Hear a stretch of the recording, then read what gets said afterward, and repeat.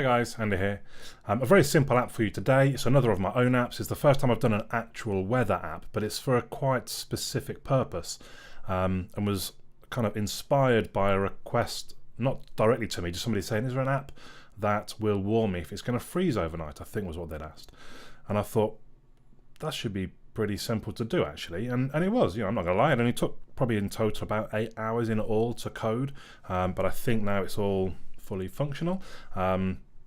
So let me kind of take you through what it is. Now it's called One Day Weather.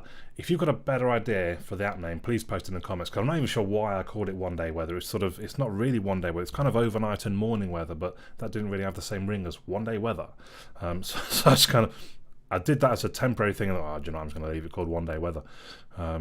So yeah, if you have any ideas, let me know. It says here unreleased. I've literally kind of 10 minutes ago just released it out of beta, so probably when you look at this, it won't say the unreleased bit. Don't worry about that. I think it's bug free, but do please let me know if you find bugs. And as it says there, get alerts for overnight or tomorrow morning's weather. Now for me, I thought that's quite handy. I'm a biker, sometimes I'm a cyclist, and I'm also the kind of person who just likes to know ahead what I'm going to be doing.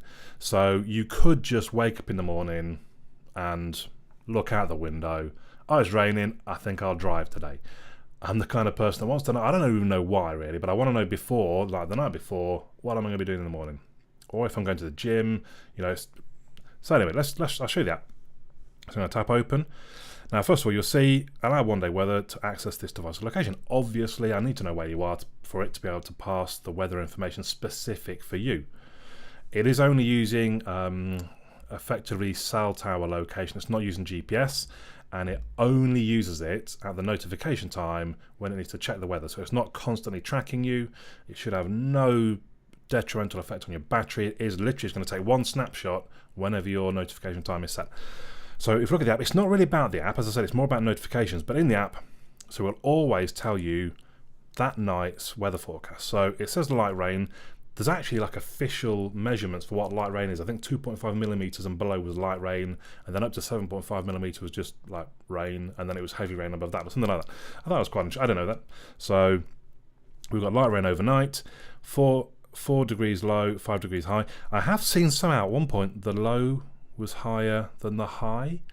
Almost certainly that's not an error in mine. My app will just check weather information, and somehow the weather information must have had, I don't know if that in the wrong way around or what, but anyway, just be aware that could happen. That's not my fault, honest, I promise. It has wind speed, it has snowfall just in case it might snow, and it has cloud cover. So actually look, tomorrow morning might see a little bit of blue sky. That'll be quite nice. So that's what the app, like I said, it's not really about the app. What we can do in the app, let's go to the settings, and we can select what we want different alerts for.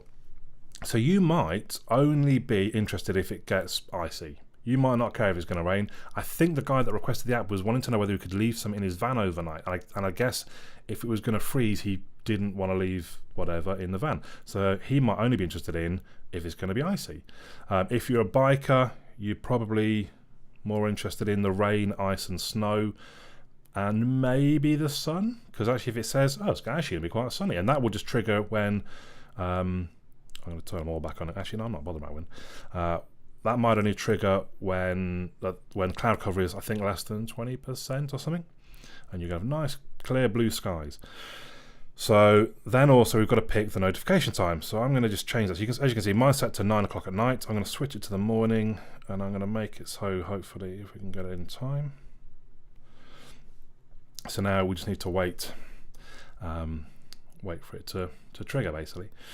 That is pretty much it. There's the icon. I'm not sure with the colours, kind of.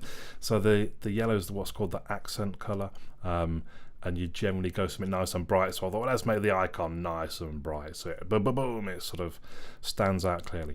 So you'll see it's gone past 11:14. It's not triggered the notification just yet because, well, I don't entirely know how Android works, but it's just not as quick as that. It's not 14 minutes past, bang.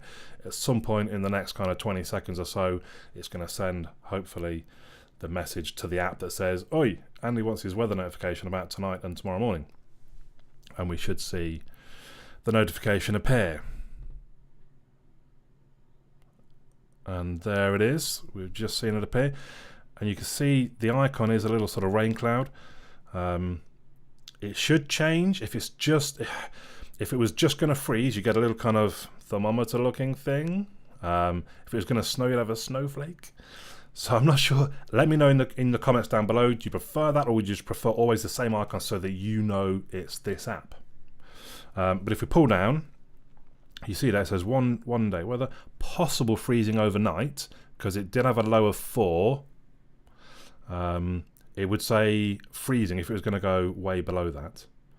Light rain overnight and rain in the morning. If we tap on that, it would open the app, but again, it's more about the notifications. So that's really all there is to see. Like I say, it is a very simple app, and it is quite a specific use case, but maybe that use case applies to you. It is 59p, it's not free. I always toy with it. Should I just get free? Am I just doing this because it's an app that I want, so kind of just put it out for free for anybody else? And then on the other hand, I think, well, it'd be quite nice if I get that, because I've spent a lot of time programming, and I mean, not that I'm hard of money or anything like that, but it'd be nice just to get a little bit back. And I only really, like I said, I did the apps kind of almost just to see if I could. So it's 59p. I might switch it to free later at some point, but you can't. If I just start on free, I can't switch to paid. So I thought, well, let's start, and it's only 59p. If you've not got Google Play rewards, get that, because that you'll have 59p in literally no time. I think I've got a video somewhere on it if you've not seen that before, so get it if you don't. So there you go. Do let me know your thoughts and comments. It is a very simple app. If you find any issues, please post in the comments below as well. If you have any ideas like the app name, post in the comments below. But that's it for now. My name's Andy. I'll catch you all again soon.